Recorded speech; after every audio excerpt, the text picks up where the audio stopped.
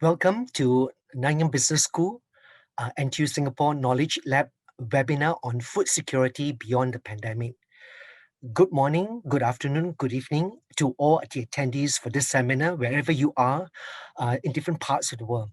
Thank you for making time to join us today for this special webinar on a topic that is close and dear to our hearts. The COVID-19 pandemic has unleashed unprecedented challenges on the global food supply chain, as well as on the agricultural landscape globally. Amid these challenges, there are opportunities for different stakeholders, both governments and businesses, to reimagine and to rethink the food supply chain as well as the agricultural value chain. Singapore is seeking to bolster its food security with its 30 by 30 strategy to triple local food production by 2030.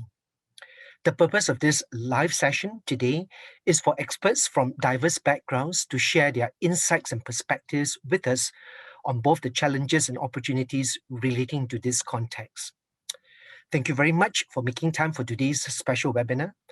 We will now kick off the webinar today by asking our first expert. He's none other than Mr. Kao Dong Ba, Head of Market Development, Southeast Asia and Pakistan for Bayer Group Crop Science.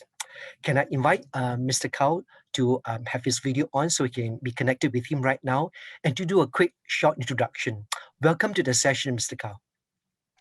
Thank you so much for the, I'm audible? Yeah, thank you.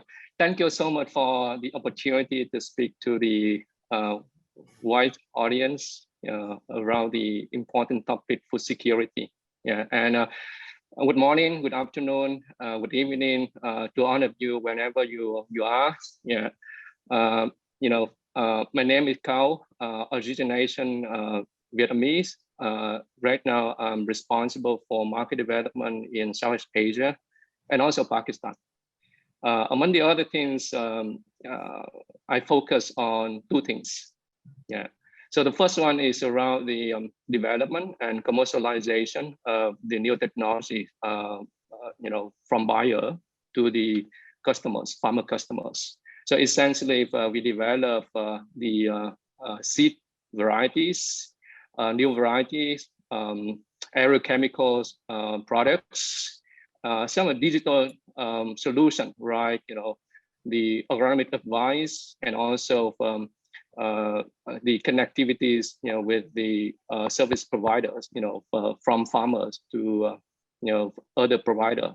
We are, develop the platform, right? Yeah, and more importantly, we try to put this solution together, this product together as the solution. Yeah, so this is the product offer. And the second area I cover is around the farmer education program across the countries in my area of responsibility.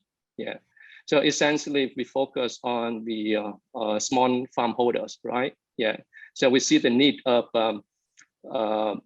education in terms of agronomy, understanding the market, understand the crop, understand the product. Yeah, so we set up a learning center and farmer education program. Yeah. So essentially, this is my background. And prior to Bayer, I worked with other companies like Syngenta, Monsanto, and Cargill.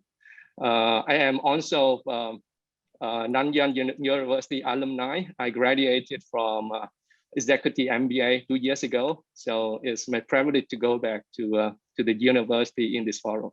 Yeah. So actually, I have a very short period of time. I don't know how I can cover, but I try to speak on three things. So the first one is around the challenge we are facing, in terms of the demand, and also the productivities at the farmer level, right? Food productivity. The second area is around some of the proposal for the solution. What we are doing right now, and also the appeal, if we are able to support, as well as the stakeholders. The last piece is around personal reflection, a very small personal reflection. Yeah, you know that food security is national security, right? Yeah, so we don't have, the peace, if we have the shortage of the food security. So this is the concern across the countries. Yeah. And taking into the consideration that the world population increased by 2 billion by 2015, right? So every day we have 200,000 additional people to be fed. Is the huge population increase by day, right? Yeah. And take note that, at this point in time, there are some part of the world, there are some shortage of food, right? Yeah. So there are around 900 million people go back hungry.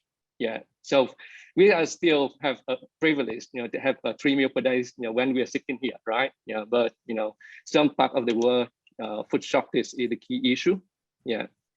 And if we look at other dynamic, with the disposable incomes improvement, so you can see the diet change significantly. Yeah. And previously, people consume more grain. Now, because of the increase of income per capita, we can see the shift, from grain to higher demand of protein.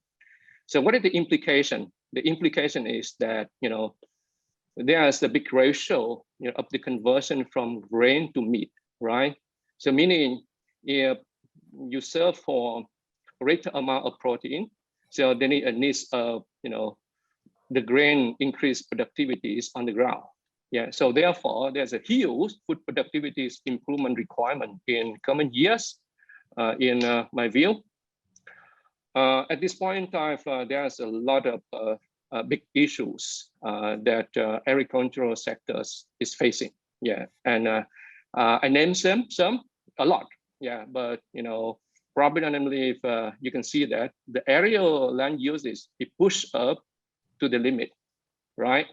So there are no available land, for agricultural production expansion. Yeah, given the fact that, right, the rainforests need to be under protection.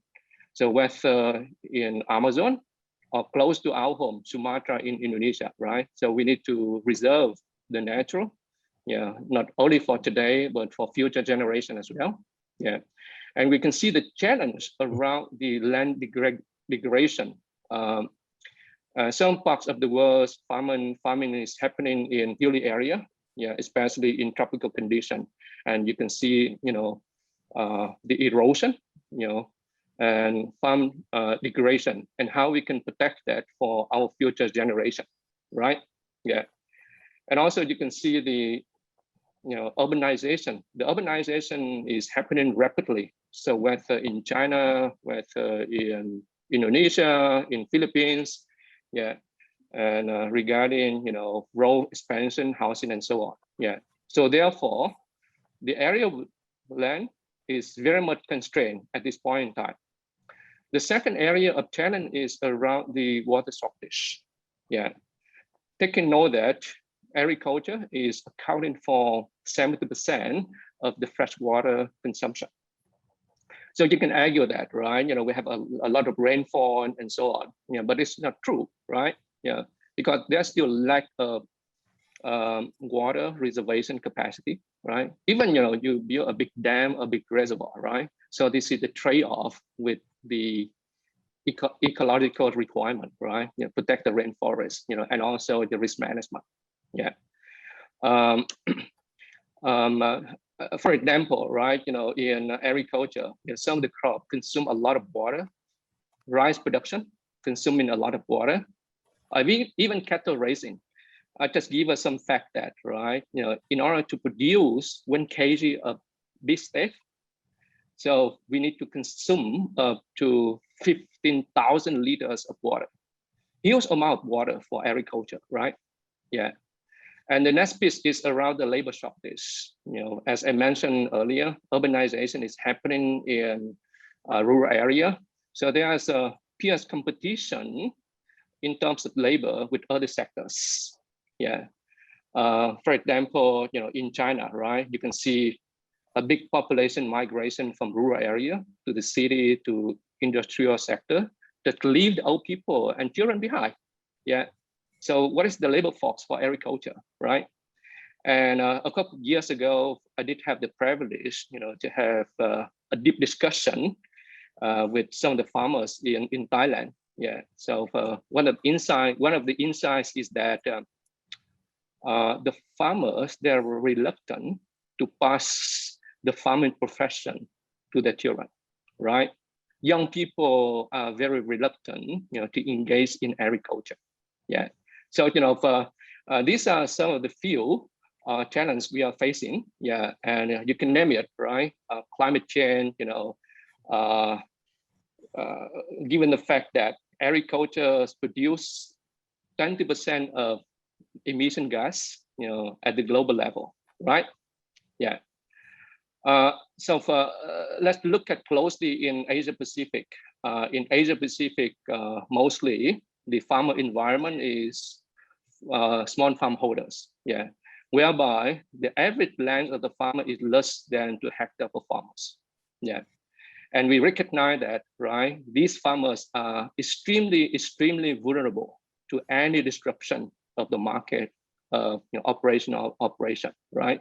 So there's very little room for the farmer to be failed, yeah, because they need to protect the livelihood of the family as well, right? Yeah, but the risks are so immense, yeah. So whether the fluctuation of the commodity price, whether you may have the natural calamities like flood, drought, even during the pandemic, right? You're facing around the disruption of labor movement, yeah, and the crop is there, right? But there's no labor, right, to harvest, yeah. So therefore, there are some compromise of the yield loss, during the harvest time, yeah. And we need to put ourselves on the shoe of the farmer who directly produce the food for us, right? That they need to put the huge investment upfront, yeah, for their production, right? But there are some uncertainty of outcome, and at this point, in the rural area, there's a limitation of insurance coverage, at the farmer, yeah. So in this context, yeah. So what is our contribution, right? And also the proposal, for solution, yeah. Fortunately, we still have a lot of rooms, for food production improvement. So whether the quality improvement or productivity improvement. For us as buyer, as the technology developer, we have the wide range of the solution. Yeah, we have the seed and new plant varieties. Whether we have the farmer in improvement yields or harvest quality, right? We also have the crop protection chemicals, to help the farmers to maximize the yield potential. For example, for rice crop, right? The potential yield is up to 11 or 12 metric ton per hectare. But at this point in time, the average yield at the farmer level is around 5 to 6 metric ton per hectare. Yeah. So there's a lot of room for improvement, right? For the crop protection, right? We can have the farmer to get closer to the potential yields of the crop. And also, we have the digitization solution, try to advise the farmer how they can optimize the results and also yields in terms of, product selection. Yeah. And mechanization is, also the area we foster, whether we develop the solution locally or we have the partnership with our partners. Yeah. I can pick up, some of the example, right? To have the yield improvement. Yeah. So right now we develop the hybrid rice. Yeah. So if the farmer that yields the hybrid rice, right, they can improve the yields by 15%. Yeah. And we have a lot of tremendous successful stories in the country like Philippines, Vietnam, or India, right? But the challenge is that, at this point in time, the adoption of the hybrid rice is still low. Yeah, so we still have a lot of room for the improvement. And another example is that for crop yield, if the farmer they have proper disease controls in the crop, so the yields can be increased by 10%. Yeah, so these are the example amongst a lot of solution and tools in our toolkit, right? So if we put the collective solution together, and probably we can realize a significant incremental productivity improvement. Yeah, and now how we can go forward. Yeah, and for me, the key theme in this discussion is around how we can empower the farmers, right? Yeah, and one of the key areas, how we can create the access to the technologies. Yeah, the technology available out there, but in some reason, right, the farmer, they don't have the complete access to the technology. Yeah, and how we can have effective distribution network, make sure that our product can be reached by the farmer. Yeah, and how we can collaborate with the public or private partners in foster the technology adoption. For example, in the Philippines, at this point in time, the hybridization adoption in dry is around 10%. And how we can move up to 10%, 20%, 30%, or even 50%, right? To significantly improve the productivities and also output. Yeah. The second area is around, how we can scale up the farmer education program. Take note that, right, the farmer population is aging. Yeah. And the education level is quite low compared to other sectors, right? Yeah. So therefore, collectively, how we can work together with the value chain partner, with the government extension centers or agencies, or other private sector, to generate around the learning centers, and also farmer education program, to equip them with better knowledge, in order to produce more food. Yeah. And other area is around the access to market. Yes, the farmers is not a farmer. They are small entrepreneur, right? Yeah. Yeah, they need to manage the input, manage the output, how they can market their produce. As I mentioned earlier, right? Sometimes the market is very uncertain. Yeah. And how we can give them the right information, and the right access, right? For example, right now we try to look at the digital marketplaces to allow the farmer to have the connectivities, with other distributors and also the consumer, right? Yeah. And other thing is that, how we can foster good agricultural practice. Yeah, it's not only productivities, but also, we need to look at the food safety and also the sustainability in food production. Yeah. The last piece is around my self-reflection. Yeah. So we have the immense challenges, right? At the same time, the opportunities to improve the food productivity. But for me, how we can generate our personal contribution to the food production, right? Yeah, as the group over here. Personally, I still see the immense opportunities for our contribution, right? For example, if you work in the financial sector, please consider to expand the market in rural areas, especially farming sector, right? Whether you consider, to give loans to the farmer or insurance offer package for the farmers, right? If you work in transportation or logistic sector, and probably, you can consider the expansion of the service to the food sector, especially, warehousing or distribution, right? Yeah, and make it more efficient. Yeah. So if you have the hobby in farming, yeah, and probably you can plan more, right? Be more self-sufficient in the food you produce. Yeah. Even in our dining table, please consider how we can reduce the food waste. Yeah. Yeah. For me, collectively, at the individual, and how we can generate the action or initiative to support the food system. Yeah, I think this matter with the aggregation of the action and contribution, and more importantly, probably each of us can play as the role models for our friends or our relatives, family, and so on. To have contribution to the food system, right? Self-sufficiency, and also, food security. Yeah, and probably, my time is up, Professor. Yeah. And thank you so much for your time. And this is hopefully this is a flavor food for thought. and probably, if we can have time, we can have further discussion by end of this section. Thank you so much. All right. Thank you very much, Carl, for sharing quite extensively. Also setting the context for discussion today. I think we want to follow the structure a bit more closely in terms of what we want to achieve so that everyone coming to the session has some practical takeaways. I think what I hear from Carl here, to a quick summary here, is that he's highlighted the massive problem about hunger elsewhere globally, but also in terms of the paradox that in some places we've got food waste.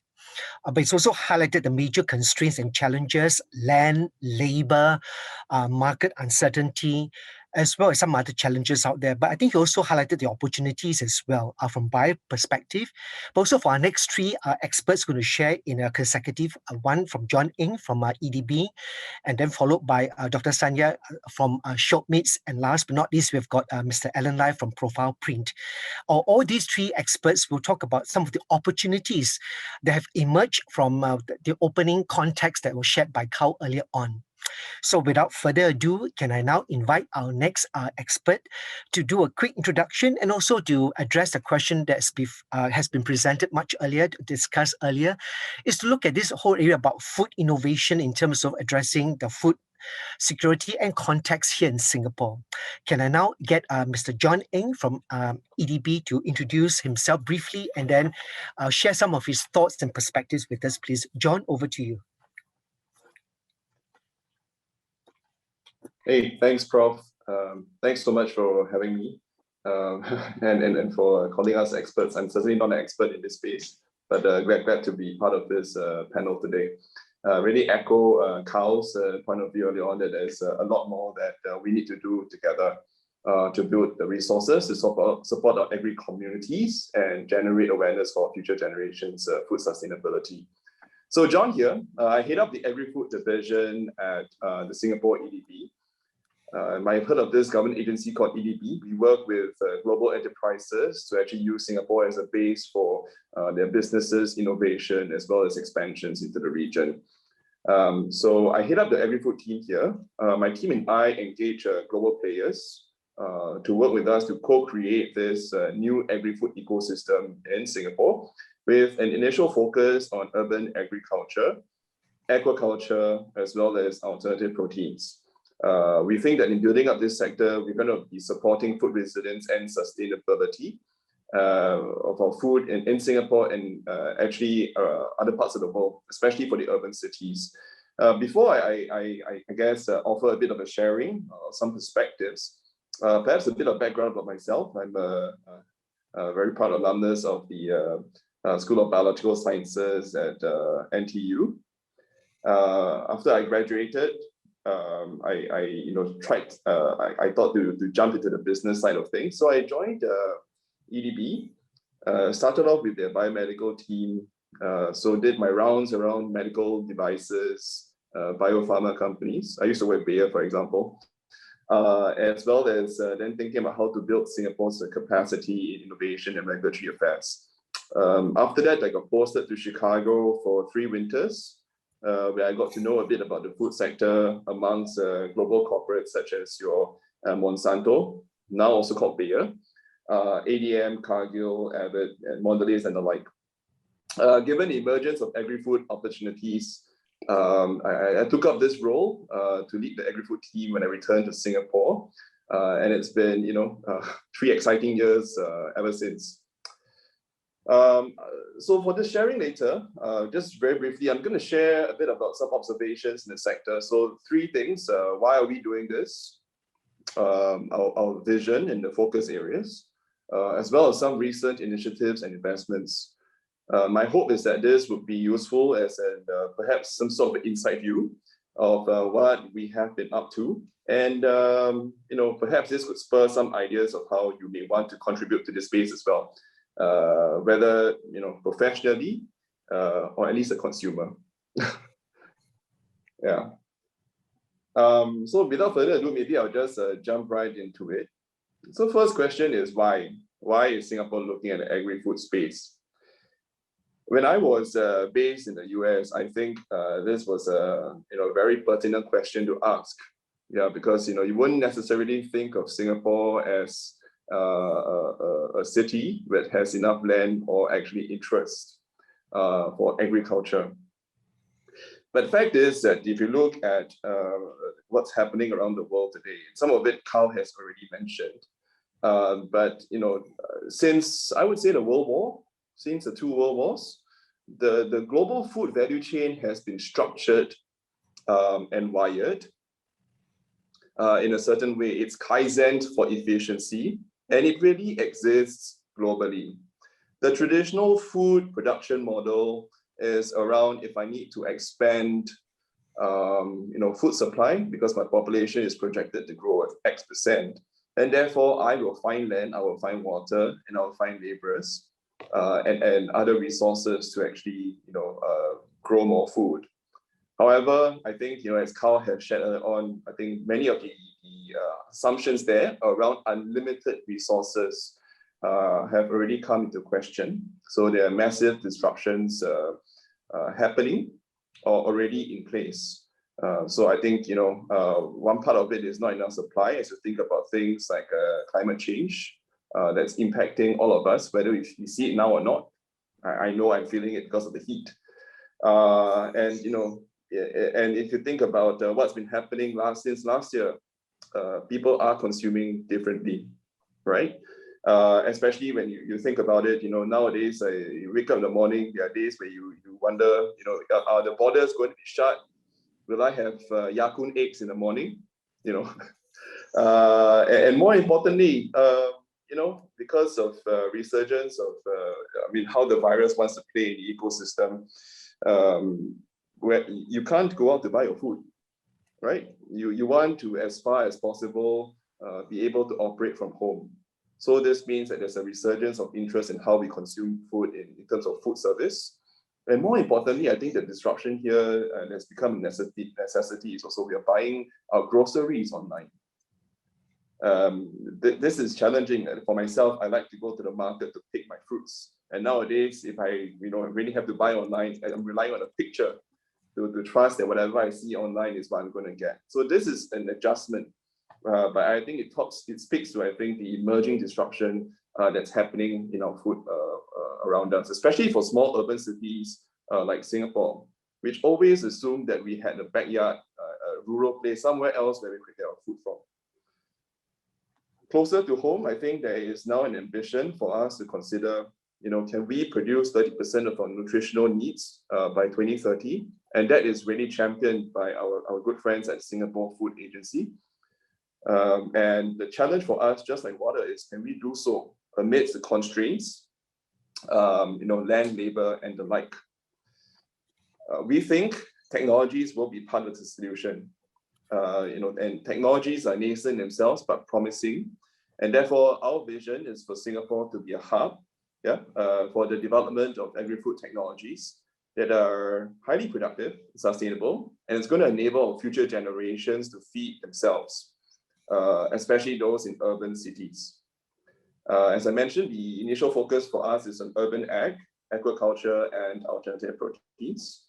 You think about what's been going on out there, a bit of factoid. For urban agriculture, for example, we have give or take 100 to 200 hectares of farmland on which we grow our vegetables today. And SFA has shared that we produce an average of 12,000 tons of vegetables in Singapore. The kind of companies that we're engaging in urban agriculture are able and have demonstrated that they are able to produce 1,000 tons of produce just on 1 hectare of space. And this is actually repurposed industrial space. So you're seeing at least 10 to 20 times more productivity in terms of the land use, right?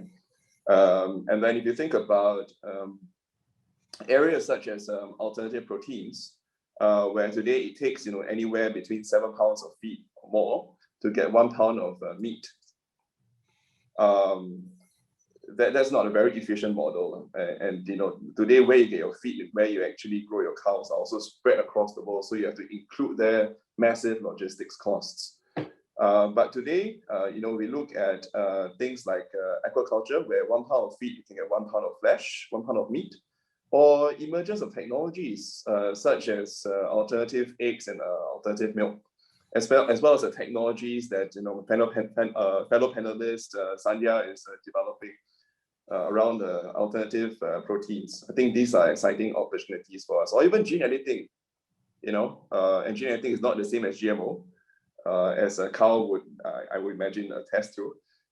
Gene editing might be a solution for us to actually really customize produce at scale, such that one day, whatever that you choose online on whichever e-commerce platform you like, is exactly what you're going to get.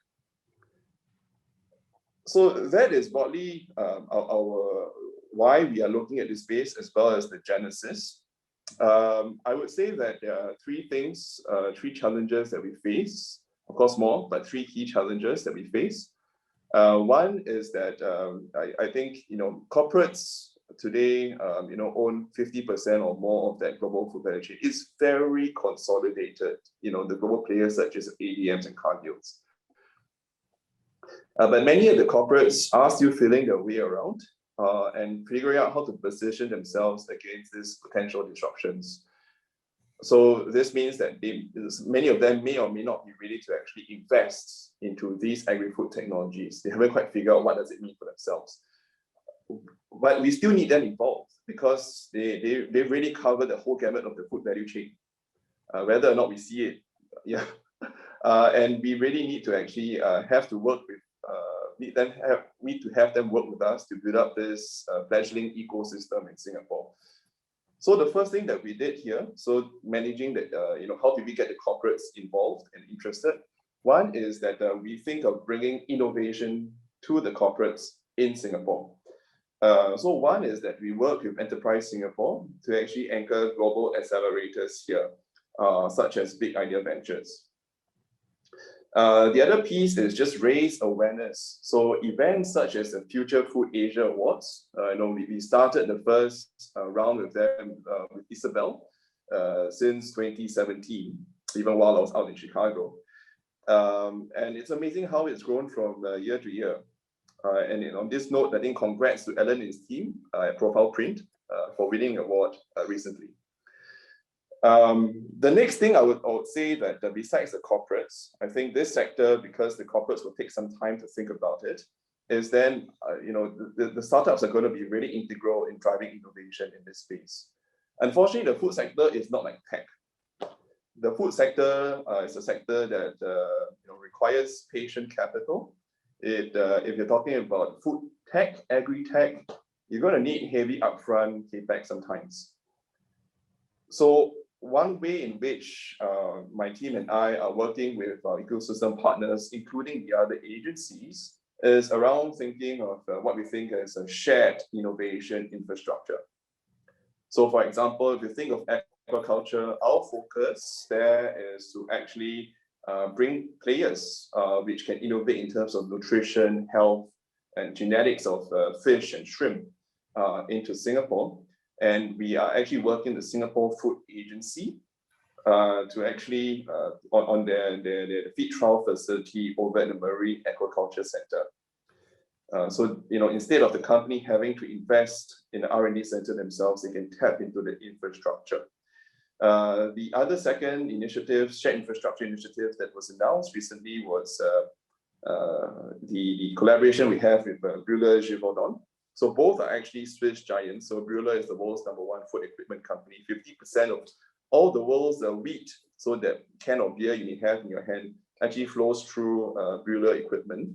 Givaudan, the world's #1 flavor and fragrance company as well. So they came together to form a protein innovation center, which provides a shared pilot plant for companies wanting to use dry or wet moisture extrusion capabilities, which are required for plant-based meat products. Or even working with Temasek Life Sciences to develop initiative, some sort of a shared facility where companies will go in there to test out their plant recipes for indoor grow environment. Yeah, so that's another challenge that we are seeing and initiatives that we're working together with ecosystem to address. Maybe the third thing I'll just highlight here is that the sector requires consumer awareness, greater consumer awareness, as well as what we think is enabling regulatory environment. I think in every food tank, food safety is really key. And there, I think our regulators, we should feel proud of the fact that the Singapore Food Agency is very well recognized as a competent regulator regionally and not globally, and really has the capacity to take a science-based approach to interrogate food safety. And they have shown thought leadership here. And I'm proud to say that Singapore was the first, Singapore was the world's first to actually approve cultured meat, and that was announced in December 2020. At the same time, thanks again to the NTU team for the Fresh initiative. It's a food safety hub for all these future foods, really to help innovators, companies better understand this space and also engage with consumers. Last but not least, maybe I'll just share with you some of the recent developments in this space in terms of investments. So you've got quite a nice list of recent investments, and I would say even amidst the 2020 COVID period, because borders may shut, but people still need to eat. So you've got Adisio, a French company setting up an R&D center. You've got EatJust setting up a $100 million manufacturing facility for plant-based protein. You've got Oatly as well, producing 60 million, a facility here that would produce oat milk, producing about 60 million liters of milk here in Singapore. So no land for farming of cows, but you still can have milk. You've got Perfect Day, probably the world's #1 in terms of funding raise for fermentation proteins, setting up an R&D center here. And you've got German farm Endeavour, setting up a global R&D center here alongside their mega farm, which will produce 500 tons of produce per year on just 3,000 square meters of space. Yeah, so exciting opportunities ahead for Singapore to participate in delivering the future of food and build the ecosystem together. And we hope, I hope this sharing was useful to just spark some ideas among the group.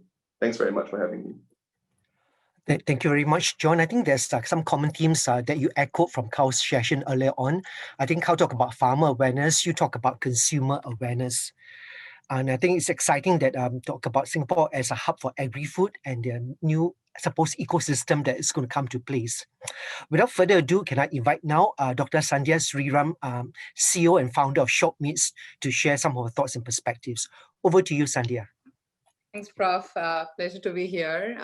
Good afternoon, good morning, good evening, everybody. Nice to see so many people attend this event. So to give you a brief introduction, I am the CEO and co-founder of Shiok Meats, and we are a cell-based seafood and meat company located in Singapore. I am actually an alumni of NTU as well. So I did my PhD in stem cell biology at School of Biological Sciences in NTU. It's been a couple of years since I graduated, but it's nice to be back. Thanks for inviting me. So my background is I'm actually a stem cell scientist by training and education. Did stem cell biology right through undergrad, master's, and PhD and postdoctoral research. But about a couple of years ago, I decided to give up full-time research and took up business development with A-Star. So I sort of learned the business side of science over the next couple of years and came across cell-based meats and the whole technology when I was running my first startup. As I was being a postdoctoral fellow at A-Star, I started my first company, which was a science news website called Biotech in Asia. That was my first step into entrepreneurship. And I think, like everybody says, when you get that first bug bite from entrepreneurship, it never leaves you. So got super interested in running a business and how you do things, fundraising, and all of the excitement that you get and the ups and the downs specifically. Eventually, the company didn't do well. I had to shut it down. So I've also had a failed startup experience, but it taught me a lot and came across cell-based meats first time when I was running that company as I was interviewing the entrepreneurs and scientists working on that technology. So obsessively started sort of looking at the technology, especially me being a stem cell biologist, as well as being a vegetarian for ethical reasons. I said, okay, let's sort of put 2 and 2 together. And it made sense to look into it in depth. So did that for a couple of years. And when I was comfortable knowing stem cell biology, but also knowing the business side of science and having done a startup as well, 2018 decided to take that first step of starting my own stem cell based meat company. And so Shiok Meats was born in August 2018. So we are all located in Singapore. This is where we are headquartered. And as John mentioned, Singapore is very, very supportive in the whole food tech sector, which wasn't the case in August 2018 when we started. Singapore wasn't talking about food or food tech. There was no Impossible Meats. None of it was even available here. But I think 6 months later, when we had first shown our cell-based shrimp prototype in a dumpling, was when Singapore announced the food story and 30 by 30, and it made sense to stay here long term for us. And we were very, very proud of sort of starting up this company in Singapore. And Singapore has put itself on the global landscape for alternative protein and food tech. So, and then yesterday's news is NTU launches the first APAC-wide course on alternative protein, which is amazing. So I'm so proud of what all is happening in Singapore, and glad to see NTU sort of in the forefront as well. So I think for me, the discussion point was to talk about accessibility and as well as affordability of products that come out of food tech per se, or the new innovation that's happening in the food tech sector.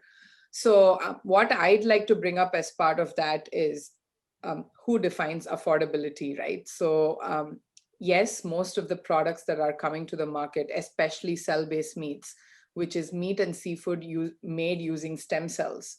So we are taking a biomedical technology and trying to fit it into a food tech commodity product and an industry that goes on affordable pricing.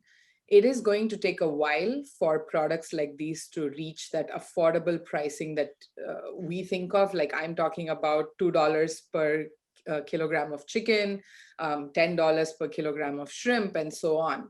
It is going to take a while to get there, but what we are seeing is the conventional meat and seafood industry, the pricing is also sort of up and down, given the global pandemic, given the different diseases that are affecting these animals in factory farms or in the seafood farms that are being set up. We are seeing concerns among consumers as to they want to definitely know where their food comes from, how it's made, and so on, and the source and so on. So given all of this, I think affordability is sort of moving back and forth in different economies, right? So we are talking about developed economies like Singapore, but majority of the world is in the developing phase per se. India, for example, which is a developing country, which is the second biggest population in the world, in fact, is the largest consumer of meat in the world, largest, I would say, growing power in the world, where the buying power is increasing day by the population.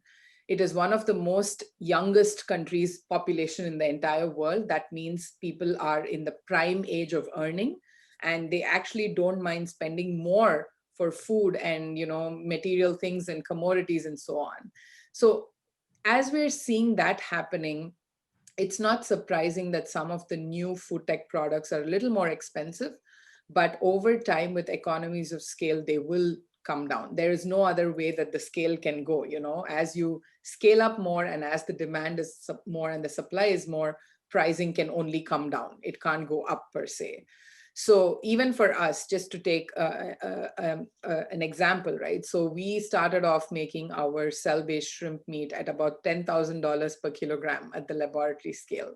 Of course, that's even not affordable even for us, right? So we brought it down to 5,000, then 3,500. Right now we're at about $1,000 per kilogram, but we will be at $50 per kilogram by end of this year. We will launch commercially next year, and we want to initially start off with the $50 per kilogram, which is still, I would say, affordable to an extent. Definitely not hawker center affordable, not supermarket affordable, but affordable if you are going for fine dining, or if you're ordering via the food delivery apps from a premium restaurant, yes, to an extent. But that $50 is not going to stay for long. It will come down to 30 and then 20 and then 10 and then $5 eventually. And the whole aspect of this is that we want to make cell-based and plant-based meat cheaper than conventional meat, so that the mass population is able to access it chooses to buy it. And that's where you see the scale moving from unsustainability in the meat and seafood industry to sustainability. So that will take time. I compare it to mobile phones and smartphones. None of us could afford one even 12 years back. It was a specialty product. But right now, none of us can even survive without an iPhone or an Android, right? And the pricing has come down, the way that it's sold, the consumer acceptance has changed. It's as similar to that. Coming to accessibility, I think this is very, very important. Especially, I think COVID has taught us how food needs to be regionalized and needs to be accessible by everybody. So given that that's the crux of the whole situation right now, one of the key things for Shiok specifically, and I keep coming back to the companies because we have thought of all of this, is one of the key things that we don't want to do is centralize manufacturing. So we don't want to have our manufacturing plant in one country only and then sort of ship or fly over all our products around the world. It makes no sense in terms of sustainability. It makes no sense in terms of carbon footprint and greenhouse gas emissions. So from day one, even though that means more capex and more funding is required, we want to decentralize our manufacturing. So our target market is APAC, right? So just taking Asia, we are thinking of setting up one manufacturing plant in East, West, North, Southern Asia. And that will serve the different regional locations in terms of supply of the seafood and the meats that we produce. If that cannot be in place, it's going to be very hard, especially, given that we might see more pandemics or more diseases around the globe. There is, I don't want to sound negative about it, but, we are in that landscape right now. We've seen that happening over and over again. And I think given all of these parameters, food has to be regionalized. And I think we are not making our products for the developed, rich world, right? We are making it for countries like Africa and India and China and South America and every country around the globe where nutritious food is an issue. So we come in with that nutrition and the deliciousness that people want, and accessibility is definitely on top of our minds. But if you ask me the question today, if I can, is Africa my first market? I might probably say no, just given the reason that we are in a different geography and also given the reason of pricing. But when we are at that affordable pricing, we will definitely move over, make sure that our products are in even underdeveloped countries like Africa where nutrition is a problem. So I'm going to stop there, and thank you, Prof. Yeah. Thank you very much, Sandhya, for sharing your perspectives. Last but not least, we have our final speaker. And for those attending this session, I see some questions in the Q&A.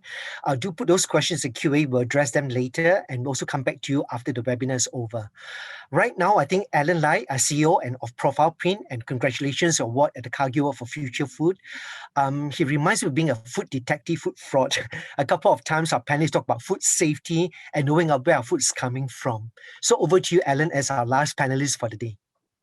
Thank you, Prof. My name is Alan. I'm the founder and CEO of Profile Print.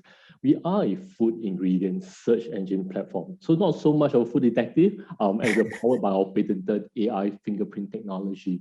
I'm actually trained not as a food scientist, but as an aerospace engineer. Went through the French Gons ecosystem in Paris, spent 8 years in the government, another 8 years in corporate M&A, and started Profile Print about 3 to 4 years ago after a few years in the venture capital space. While I did not have a chance to graduate from NTU, I was actually the first batch of TERP. I'm not sure if many will remember the Technology and Engineering Research Program at NTU when I was still a JC student more than 25 years ago. So I think since we're all in the food webinar, I just wanted to share, because Prof was asking us to talk about our favorite food. I will still share that since the first three did not share. I like all types of natural food in its purest, unadulterated form, with minimal additives and flavoring, because the taste of natural food often gets masked by all these intense flavors in industrialized food today. Now, that is closely linked to what I'm going to share, which really is how AI and digitalization can help increase the resiliency in food supply chain today. We saw that the COVID pandemic has brought about supply chain disruption at different levels to the industry. In many cases, the supply chain was not able to respond fast enough. For example, food manufacturers, distributors were unable to rapidly find alternative sources of ingredients beyond toilet paper. Of course, food is more important. And of course, existing suppliers, when they're affected, they increase the prices or they can't supply anymore. And buyers have to accept this significant price increase. The question really is a supply chain question. Why is it not able to respond effectively? In our opinion, the food ingredient supply chain today faces three key challenges that's closely related to each other.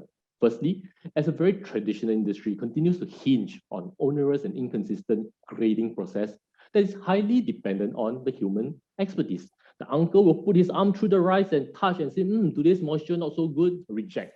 The whole idea of see, touch, taste continues to be prevalent in all facets of the food ingredient industry. As a result, we see long sales cycle for the middle supplier traders to search to match the required products, the need to send samples to confirm via several rounds. And as a result, to speed up, most traders maintain expensive inventory across the supply chain. And for supply chain specialists today in the audience, we all know about bull's effect, and that causes significant up and down of price fluctuation in a disruption. Now, let's take a step back 20 years ago when Google was founded. I mean, for people who are our vintage, we might know that before Google, there's even a lot more. But let's start with Google. Search engine 1.0 was based on keywords, where people like you and me search keywords, websites provide keywords to be matched, and Google plays the matching role. In the last 10 years, Search engine 2.0 has evolved from keyword to richer metadata. Photo, where buyers search based on photos, sellers provide photos to be matched, and platforms like Google AI Lens or Taobao matches the photo. John just now mentioned about him buying fruits online, and unfortunately, only based on the photo, he has to make the call to quality. That is unfortunate. We believe that the future of search engine will go beyond single-dimensional keyword or two-dimensional photos into multi-dimensional molecular signature. And that's how AI and digitalization will help us source natural product. Search engine 3.0, in our opinion, help buyers to search digital fingerprint based on molecular signature. We call them profile print. So sellers provide these fingerprints to be matched, and the AI digital platform can then play the role to help buyers like John now know that it is not just $5 for this avocado, it is not just photo, but it's also the molecular signature that best corresponds to what John is willing to pay for, because the AI can group the molecules together and tell them this kind of signature is what typically John will pay $5 for and not $1 for.